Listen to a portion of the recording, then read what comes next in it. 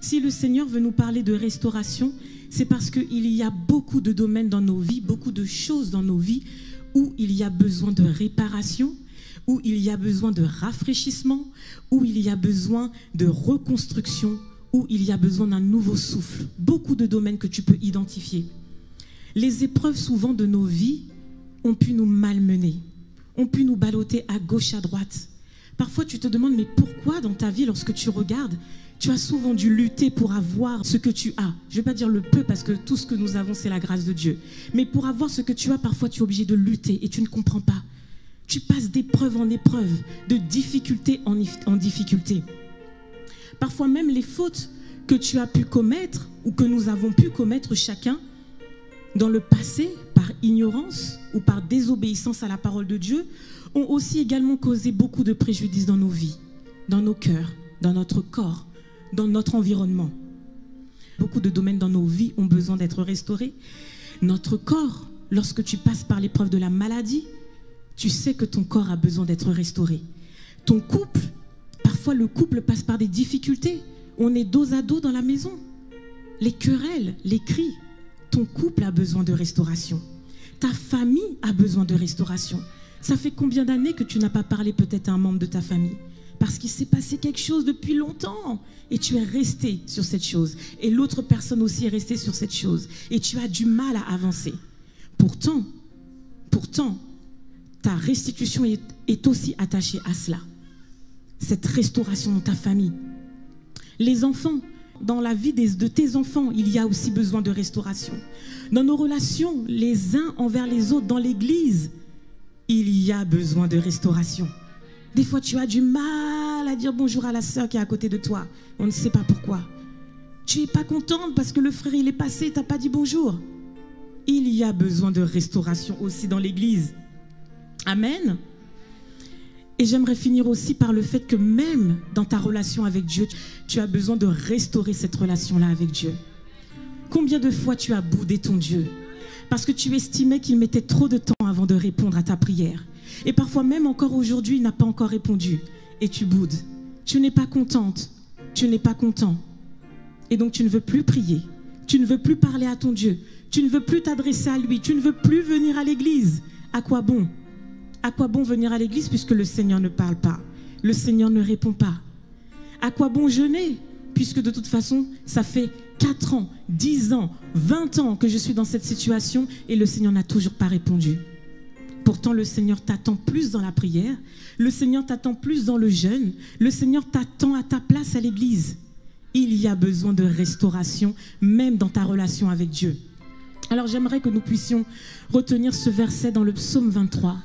Il est dit, l'Éternel est mon berger, je ne manquerai de rien. Il me fait reposer dans de verts pâturages. Il me dirige près des eaux paisibles et il restaure mon âme. Je pourrais dire, il restaure mon cœur. Je pourrais dire, il restaure mon corps. Je pourrais dire qu'il restaure ma santé. Il restaure mes finances. Je pourrais dire qu'il restaure ma maison. Je pourrais dire qu'il restaure mon foyer. Je pourrais dire qu'il restaure ma relation avec lui. Je pourrais dire qu'il restaure ma relation avec quelqu'un dans l'église. Tu peux mettre tout ce que tu veux. Il restaure. Le Seigneur est le Dieu de ta restauration. Le Seigneur est le Dieu de la restauration par excellence. Et c'est quelque chose que j'aimerais que tu retiennes cet après-midi pour toute ta semaine. Il est le Dieu de restauration. Il construit sur d'anciennes ruines. Il relève d'antiques décombres. Imagine-toi, lorsqu'il y a des séismes qui passent, moi j'en connais quelque chose puisque dans mon pays il y a eu un séisme il y a longtemps, il y a un moment. Tout a été ravagé. Et c'est ce qui se passe dans ta vie. Il y a des choses qui t'ébranlent. Et donc les situations ravagent ta vie. Mais le Seigneur te dit que même sur les ruines de ta vie, de ton passé, il vient reconstruire. Il vient relever le pan du mur qui était tombé par les circonstances de ta vie. Il vient relever ce pan. Il vient relever la destinée. Il vient relever tout ce qui s'était effondré autour de toi. Est-ce que tu le crois véritablement? Il reconstruit sur d'anciennes ruines. Peu importe comment tu as commencé, peu importe si tu avais mal commencé, peu importe si tu avais bien commencé et qu'au cours du chemin tu es tombé, tu as fait une erreur de parcours, peu importe, le Seigneur a la capacité de te faire atteindre l'objectif que tu t'es fixé cette année, l'objectif de ta restitution. Il est en capacité de le faire, peu importe ce qui s'est passé. Je veux te dire que peu importe ce que tu as vécu, ne laisse pas les circonstances de ta vie te dire que tout est fini, mais Dieu est le Dieu de la restauration de ta vie. Il est là pour toi. Cette semaine, nous allons apprendre à ne pas regarder sur les réalités de nos vies, mais à regarder à la vérité de la parole de Dieu dans ta vie. Qu'est-ce que Dieu a dit de toi? Qu'est-ce que Dieu a dit sur toi?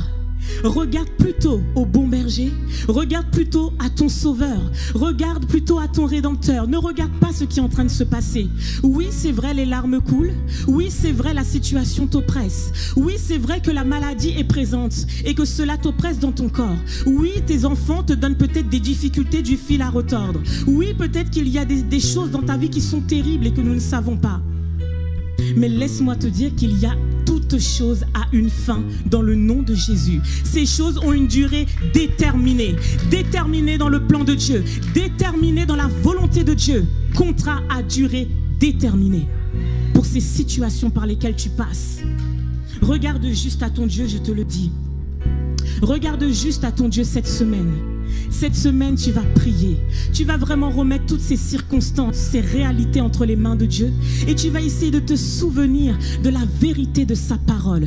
Qu'est-ce que tu as dit, Seigneur? Rappelle-moi. Rappelle-moi les songes et les visions que tu m'as données. Rappelle-moi dans mon esprit ce que le serviteur de Dieu avait prophétisé sur ma vie. Rappelle-moi ce qu'un serviteur ou une servante de Dieu avait dit de moi. Rappelle-moi ces choses afin que je puisse m'appuyer dessus, sur la vérité de la parole de Dieu, qui ne s'ébranlent pas par les circonstances, mais qui atteignent leur objectif dans le temps de Dieu.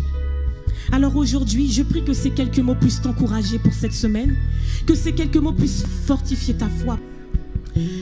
Toi qui passes par des difficultés dans ta vie, peu importe, professionnelle, familiale, j'en passe et des meilleurs, que ces mots puissent t'aider à rentrer dans cette restauration cette semaine. Tu vas véritablement prier, tu vas mettre un genou à terre et tu vas vraiment réclamer la restauration de Dieu parce qu'il est le Dieu de restauration. L'ennemi croyait pouvoir atteindre à ta vie, pouvoir, annuler les objectifs, les plans qu'il avait formés sur ta vie. Je te dis que l'épreuve par laquelle tu passes est un marchepied pour te propulser dans ta destinée, pour te propulser en haut. C'est un marchepied sur lequel tu vas bondir pour pouvoir retomber sur tes pieds et retrouver ta destinée, rentrer dans ta destinée. Alléluia.